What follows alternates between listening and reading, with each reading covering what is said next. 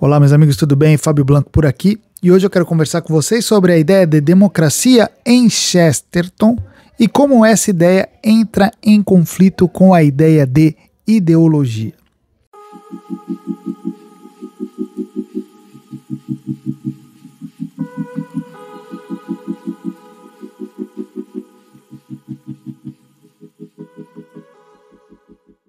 Bom, os gregos antigos, que eram homens geniais, imaginaram formas de governo com o objetivo de ordenar a sociedade para que ela funcionasse de uma maneira harmônica e eficiente. Então eles pensaram as formas de governo possíveis.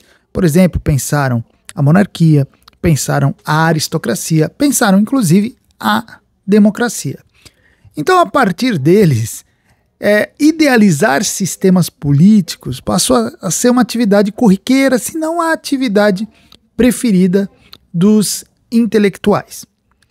E aí, com a retomada dos ideais clássicos já no Renascimento, tornou-se então lugar comum a concepção, a ideia de que é responsabilidade dos homens inteligentes configurarem e organizarem a sociedade de determinada maneira.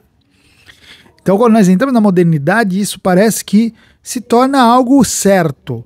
Os homens são responsáveis por organizar a sociedade onde vivem e pensar a maneira como deve ser o sistema de governo dessa sociedade. Então você vai ver vários pensadores modernos pensando as formas de ordenação da sociedade. Chegou-se ao entendimento, inclusive, de que uma sociedade bem ordenada só seria possível se ela fosse bem planejada. Ou seja, a ideia é o seguinte, já na modernidade, para você ter uma sociedade que funcione bem, você precisa que algumas mentes privilegiadas, inteligentes, imaginem como isso deve ser feito, planejem e esse planejamento deva ser colocado em prática. Isso se tornou um lugar comum e até hoje, se nós formos parar para ver, as pessoas pensam assim, parece que tudo tem de ser planejadinho. Se não for planejado, a coisa não vai dar certo. E mesmo a democracia, que é, dentre todos os sistemas imaginados, o menos centralizado, porque é o governo do povo, vamos dizer assim, acabou também sucumbindo à imaginação dos planejadores políticos.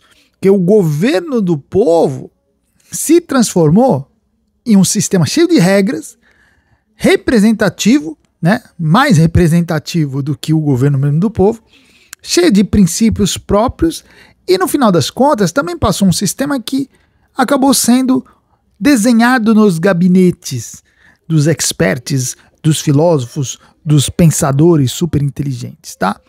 Então, na verdade, nesse sentido, a democracia foi transformada em ideologia. Por que ideologia? Na minha concepção de ideologia, ideologia é um sistema fechado de pensamento que não aceita qualquer pensamento externo que se fecha nele mesmo como sendo a verdade e cria os seus próprios dogmas e a sua própria forma de aplicação e vivência. A democracia se transformou basicamente nisso, né? Se transformou em mais uma ideologia entre outras ideologias. E se nós pegarmos a ideologia própria, por exemplo, o socialismo, nós vamos ver que o socialismo sequestra a democracia. O que é o socialismo? O socialismo ele se apresenta como uma democracia toda própria, mas ainda se chama democracia, ou seja, pega a ideia geral de democracia, sequestra essa ideia para si e apresenta uma democracia própria, ou seja, uma democracia que não existe qualquer tipo de espontaneidade, qualquer tipo de liberdade, mas apenas a imposição de um regramento muito rígido e muito bem determinado. Então a gente vê que a ideia de democracia ela é tão sequestrada, tão tomada para dentro da ideologia que até o próprio socialismo, que é uma ideologia por si mesma, né, nos próprios termos, acaba sequestrando a ideia de democracia. Então vem Chesterton, que é um pensador inglês ali da virada do século XIX para o século XX, e apresenta o que ele entende por democracia. Ele vai falar o seguinte: democracia não tem nada a ver com essas formas aí vislumbradas e delineadas nos escritórios dos planejadores sociais. tá? O que o Chesterton vai apresentar nada mais é, ou pelo menos é um efeito de uma tradição britânica, que é a tradição do senso comum, que via que os homens têm um senso moral inato e comum. Então ele vai entender o seguinte, olha, uma democracia não é um sistema de governo planejado. Uma democracia é nada mais, nada menos do que o mero respeito a esse senso comum, ou o mero respeito à sabedoria dos homens, da vivência dos homens em sociedade e a preservação dessas ideias pelos homens atuais. É você preservar a democracia, é você preservar as ideias que nos foram legadas e continuar essas ideias. Então nós vamos ver que democracia, segundo Chesterton, é nada mais, nada menos do que a aplicação da sabedoria dos povos. Por isso, olha que coisa, por isso que ele vai conceber tradição e democracia praticamente como sendo a única e uma mesma ideia. Porque ele, inclusive, ele vai falar o seguinte, democracia é, na concepção dele, chamada de democracia dos mortos. Porque ele entende que é muito mais saudável você ouvir o que os homens comuns sempre disseram do que ficar dando atenção a ideias mirabolantes de homens separados, de intelectuais, de filósofos, né, dentro de seus gabinetes. Por isso que o Chesterton ele vai propor que a vontade da maioria, que é uma característica elementar de uma democracia, seja estendida para além do presente, para além das pessoas do presente, e abarque aquelas pessoas que já viveram, entende? A democracia de Chesterton é uma democracia larga, ampla, porque ela vai também abranger as ideias, as vontades, os desejos daqueles que já morreram. Então, segundo ele, aí estaria o verdadeiro conhecimento.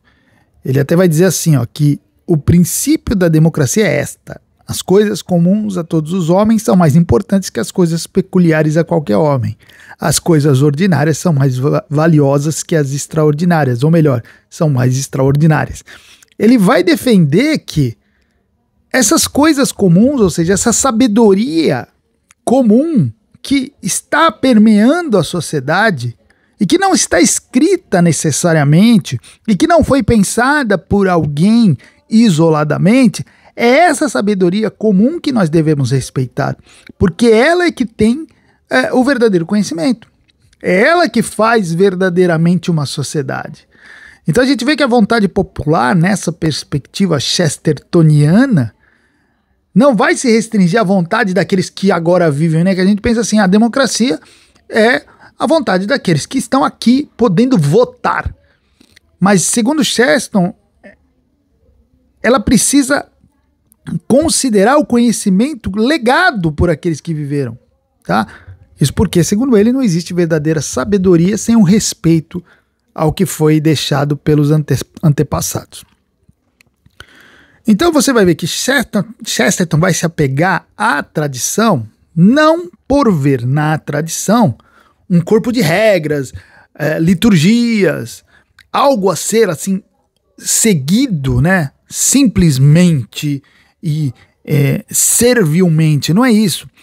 Ele segue a tradição porque ele entende que ela se trata de, abre aspas, palavra do Chesterton, confiar num consenso de vozes comuns em vez de confiar em algum registro isolado ou arbitrário. Então, vocês entendem aqui qual é a ideia do Chesterton?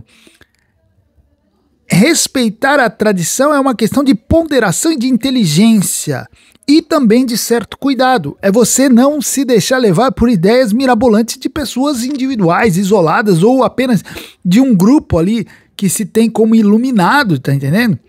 Então é por isso que Chesterton vai falar da democracia dos mortos. Ele fala, é como se ele dissesse assim, ó, eu confio muito mais na sabedoria que permeia a sociedade, que vem de séculos, do que na sua sabedoria, do que na sabedoria de um ou outro homem. O que hoje na cabeça das pessoas parece muito louco, né? As pessoas esperam até que surja um iluminado que planeje e que coloque em prática algo que vai salvar a sociedade. E Chesterton vai falar, isso não vai dar certo. Então a gente para pensar nessa ideia de Chesterton e o quanto essa democracia dele se distancia do conceito de ideologia. Porque ideologia, geralmente, é obra de uma mente isolada ou de uma elite iluminada. Mas a democracia, segundo Chesterton, não é nada disso. Ela é simplesmente a expressão franca dos movimentos naturais e invisíveis que ocorrem dentro de uma sociedade. Anos depois, nós vamos ver essa ideia também trabalhada por Hayek, quando ele fala do conceito de ordem espontânea, né? Até no sentido econômico, ou seja, a própria sociedade gera conhecimentos invisíveis e não planejados, que são os verdadeiros conhecimentos e aqueles que devem ser seguidos. Então o que nós aprendemos com Chesterton é que para ter uma sociedade saudável, uma sociedade que nós possamos viver bem, nós não precisamos desenvolver novas ideologias, nem para combater as ideologias presentes. Na verdade, em tese, nós precisaríamos simplesmente ter convicção e confiança de que a sociedade por si mesma, em seus esforços espontâneos por sobrevivência e por desenvolvimento, é capaz de gerar uma ordem social minimamente saudável e justa. É só isso. Nós não precisamos de ideologias, né? Nós não precisamos de ideologia para viver. Nós precisamos confiar na sabedoria da sociedade e da sabedoria dos movimentos espontâneos dela. Algo que parece estar absolutamente distante do imaginário atual. Tá bom, gente? Por hoje é isso aí e até a próxima.